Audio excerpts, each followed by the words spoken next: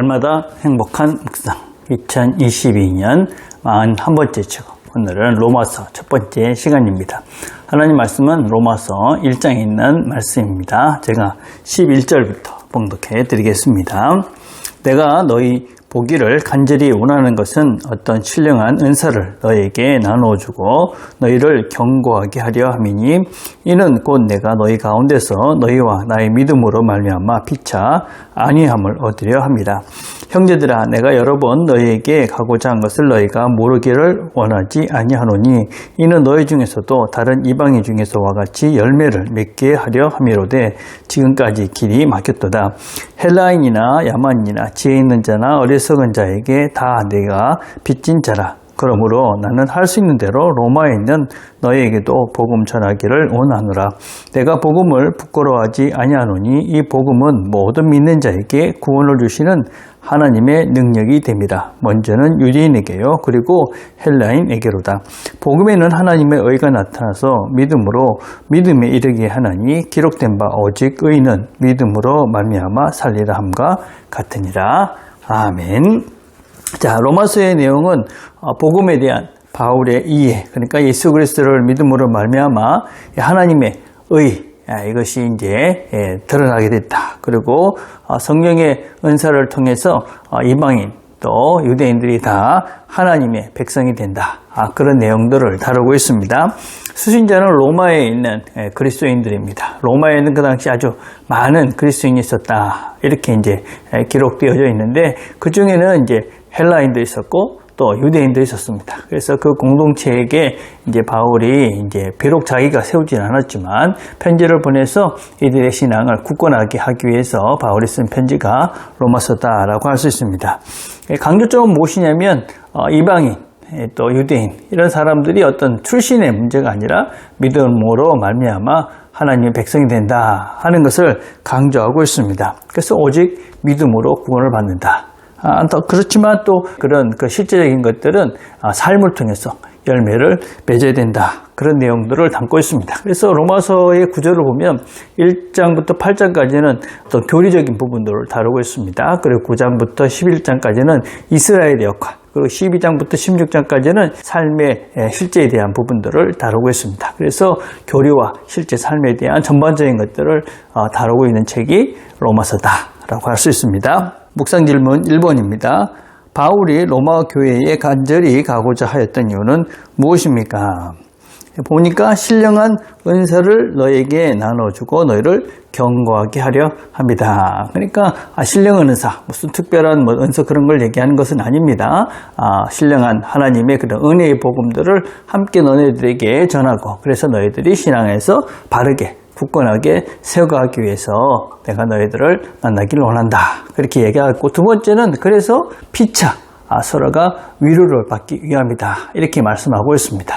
목회자와 어떤 성도들의 관계라는 것은 목회자가 성도들에게 바른 말씀을 잘 가르치는 것 아주 중요합니다. 그러나 그것만 있는 건 아니죠. 서로가 말씀을 가르치고 배우고, 그래서 함께 함으로써 서로가 힘을 얻는 그런 것이 이제 말씀을 가르치는 자와 또 말씀을 배우는 자의 역할이다라고 할 수 있습니다. 그래서 말씀을 가르치는 것도 중요하지만 함께 또 말씀을 통해 힘을 얻어가는 그런 관계가 어떤 말씀을 전하는 자와 또 받는 자의 그런 아름다운 관계다라고 할 수가 있습니다.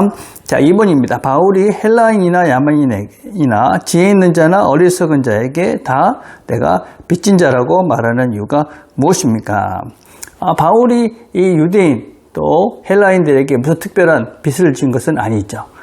바울이 누구한테 빚을 진 것이냐면, 누구한테 그가 이런 그 은혜를 받은 것이었냐면 하나님께 받은 것이죠. 바울은 그 하나님께 받은 그 복음, 그 진빚을 어떻게 갚는 것이냐면, 그 받은 복음을 하나님을 모르는 사람에게 전함으로써 그 복음의 빚을 갚는 것입니다. 그래서 복음은 하나님께서 우리에게 거저주셨기 때문에 우리도 그것을 거저주는 것입니다. 그래서 바울이 우리에게 이제 요구하고 있는 거죠. 너희들이 복음을 받았다. 누구한테? 하나님한테 받았다. 그래서 이제 그걸 어떻게 갚는 것이냐면, 이제 그것을 다른 사람에게, 하나님 모르는 사람에게 전함으로써 복음의 빚을 갚는 것이다. 이렇게 우리에게 가르쳐주고 있는 것입니다. 그래서 우리는 다 복음의 빚진 자다. 우리에게 주어진 이 복음, 복음을 맡았기 때문에 우리는 복음을 전해야만 하면 당연한 의무가 있는 자들이 바로 이 복음을 하나님을 아는 자들, 예수 그리스도를 믿는 자들이 당연히 지고 가야 될 그런 의무다. 그렇게 말씀하고 있습니다. 자, 3번입니다. 바울이 복음을 부끄러워하지 않는 이유는 무엇입니까? 그 당시 예수님을 믿는다는 것은 예수가 어떻게 죽으셨습니까? 십자가에서 죄인으로서 아주 비참한 죽음을 맞이했습니다. 그렇지만 바울은 이 십자가, 예수의 그런 죽음, 이런 것들을 부끄러워하지 않는다. 왜냐하면 그것이 바로 하나님의 의, 하나님께서 우리를 살리기 위한 하나님의 방편임을 그가 알았기 때문에 바울은 그 복음을 부끄러워하지 않고 거기에 바로 하나님의 의가 있다. 하나님의 의로우심이 거기에서 보여졌다.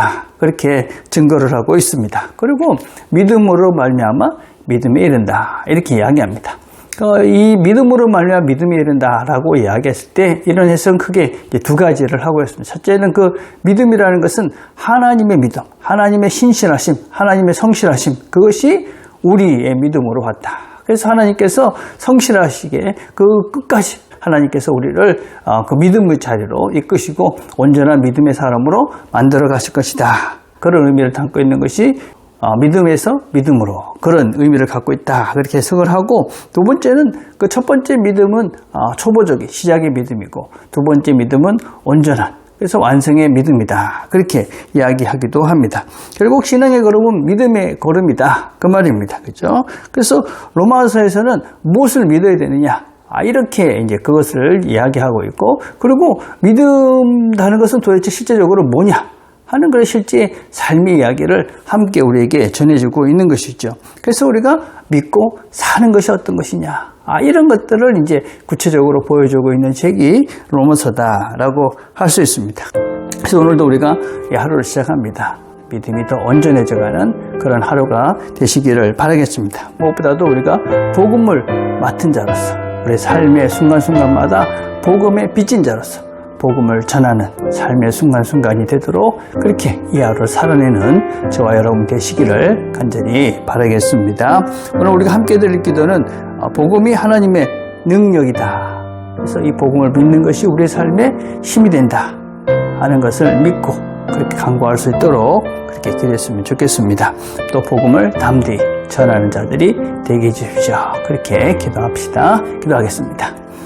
하나님 아버지 감사합니다. 오늘도 함께 말씀을 들었습니다. 주께서 우리에게 하신 말씀들이 있습니다. 잘 기억하고 무엇보다도 복음이 우리의 삶의 능력이 됨을 믿고 하나님 우리와 함께 하시며 그 길을 걸어가심을 믿고 오늘도 믿음의 걸음을 더 확실하고 분명하게 걸어가므로 복음의 빚진 자로서 복음을 전하며 살아가는 이 하루가 되도록 은혜를 베풀어 주시옵소서. 예수님의 이름으로 기도드립니다. 아멘.